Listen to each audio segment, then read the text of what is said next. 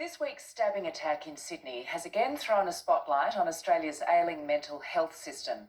Federal Health Minister Greg Hunt has promised additional funding in next year's budget, as well as reform to achieve a simpler, more unified system.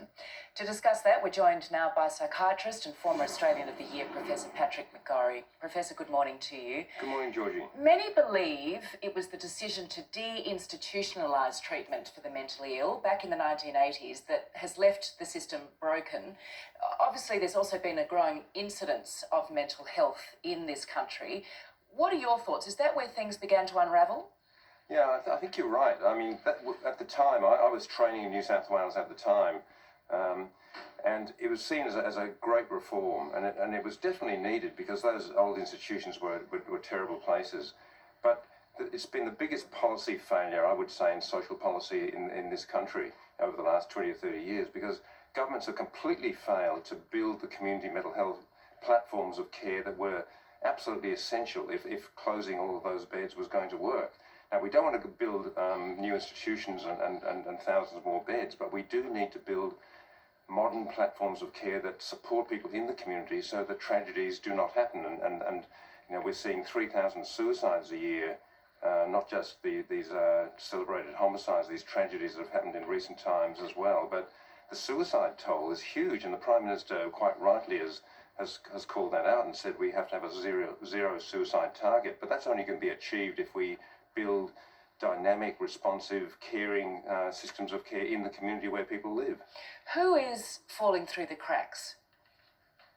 Well, I call them the missing middle, and this is a term that's got a lot of resonance, I think, in the community, because 1.5 million Australians fall into this category every year. There are 4 million people affected by mental illness, and a smaller number, maybe a few 100,000 with more severe forms of mental illness, but then there's 1.5 million people in this mid-zone, and we just wait for them to get very, very seriously ill before we help them. And it's almost impossible to get into the reduced mental health services that state governments have actually contracted down to. In Victoria, we now have a Royal Commission. Our Premier has described the system as broken. He's been the most honest politician in Australia on that. I think the New South Wales Premier could really follow suit here. She was the first shadow minister for mental health in an Australian government, so she gets mental health, but she needs to act as well, just like the Victorian Premier has acted. Managing people with serious mental health issues seems to have fallen into the hands of police and emergency services. That isn't sustainable, is it? How do we remedy that? Yeah, absolutely. We spent a lot of time trying to train these young police personnel who are, with the best of intentions, trying to do an impossible job. These are young people trying to deal with complex mental conditions.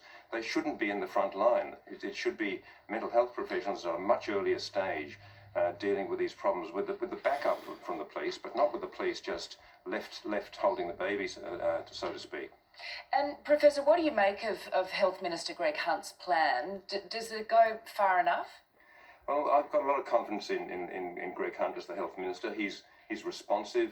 He does have a plan. He's building a plan, and he's listening to expert advice on what the architecture of the system should look like. And that is building a community mental health system that's fit for purpose for the 21st century, with backup from acute services and linking very closely with primary care to support our GPs, GPs and our headspace centres too, which we've actually been pioneering in Australia. These are frontline services that need the backup of 24-hour expert dynamic care, and I think Greg Hunt is very much on the same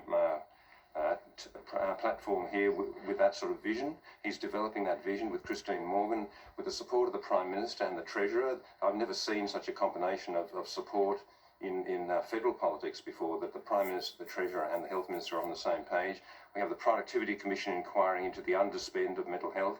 But this is an issue of the same scale as the NDIS, if not bigger, because the policy failure is much more extreme than what we saw with disability. So I think it's very important that the country realises the extent of the problem and what is going to be needed to be spent to fix it. The good news is that unlike cancer and heart disease, you're going to get a massive return on investment. It won't be money down the drain or into a black hole, as we often fear. It actually will get a major return on investment, because we'll be able to reduce welfare payments, we'll be able to scale back the prison population. There'll be all sorts of benefits if we actually invest heavily and strategically in this very neglected area. Well, Professor, you make an enormous amount of sense, as always. Always wonderful to get your insight. Thank you so much for joining us this morning. All right, Deb.